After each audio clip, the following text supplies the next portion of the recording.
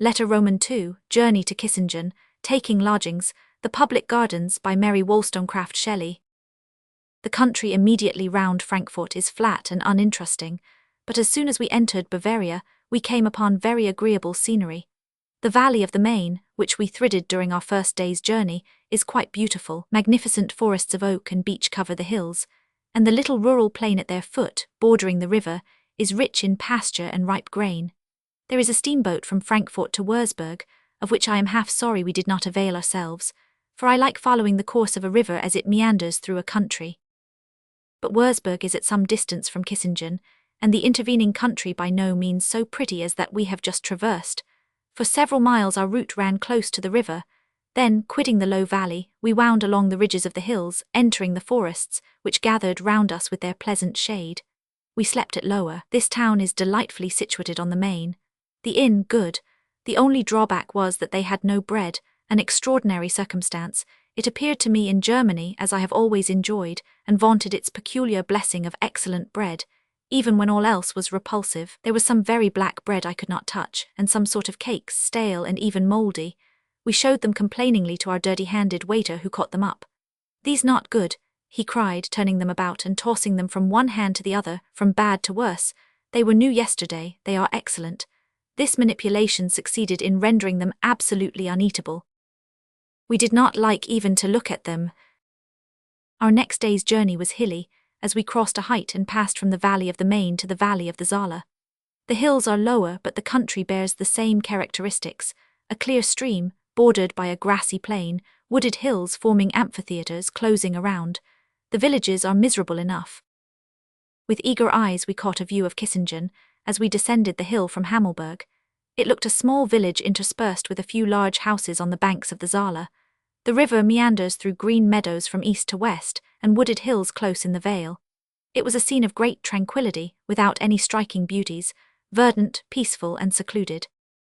We alighted at the hotel of the Kurhaus, a spacious and good inn. They were expecting the Queen of Württemberg and her suite in a few days, but were tolerably empty, and we easily procured rooms. Our next care was to look for a lodging. My companions went on this task. I was so very tired. There is a commissaire des voyageurs appointed by government, to whom strangers can apply, who keeps lists of lodgings and mediates with regard to the price. He pretended to speak French and English, but as Dangle says in The Critic, "Egad, I think the interpreter is the hardest to be understood of the two." He said he should spend the winter in England, and really learn English for the next season. He seemed straightforward in his dealings and went with my friends to various houses. They selected one across the bridge out of the town. I went to look at it. The terms were tolerably moderate. The rooms had a southern aspect, they were large, and the floors of white New Deal only wanted a little scouring. In short, though of course somewhat bare of furniture, the lodging in this summer season looked cheerful and even pleasant. We agreed for it and instantly took possession. I despair of describing the scene of our entrance. Madame Fries, the landlady, was an invalid and did not appear. Herr Fries, a tall, fair German, is an employee in the police and was absent. No one spoke a word of anything but German in the house. We were at our wits' end. Dictionary in hand, we tried to impart our wants.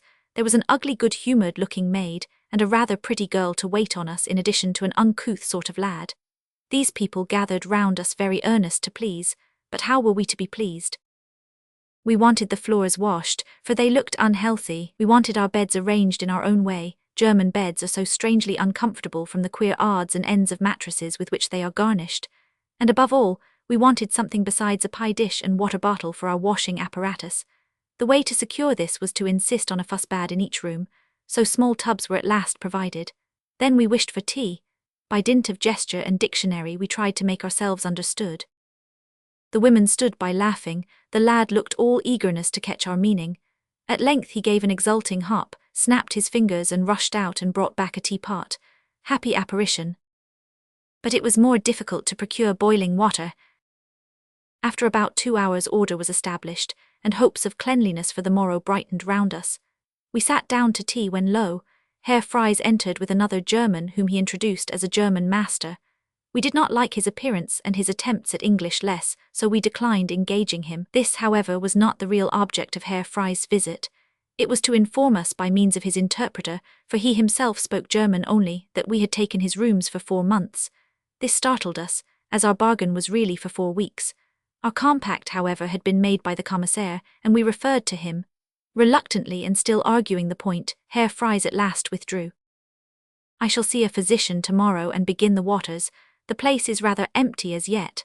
We walked in the public gardens in which the medicinal springs flow. Crossing the bridge, we entered the gardens at one extremity.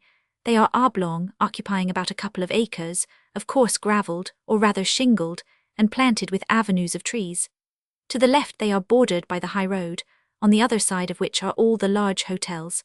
On the right is the conversation house, consisting of a very large and well-built assembly room with various appendages. At the other end are the springs. They are in a sort of paved court about 20 feet below the soil. A low iron railing runs round the court, and they are covered with a light open-worked wire canopy. 2 springs are here, the Pandure and Ragazzi. There is another, the Max Brunnen, resembling Seydlitz water but without iron, which is in another part of the garden. A band plays under the trees from 6 till 8 in the morning, and from 6 till 8 in the evening, at which hour the visitors walk and drink the waters.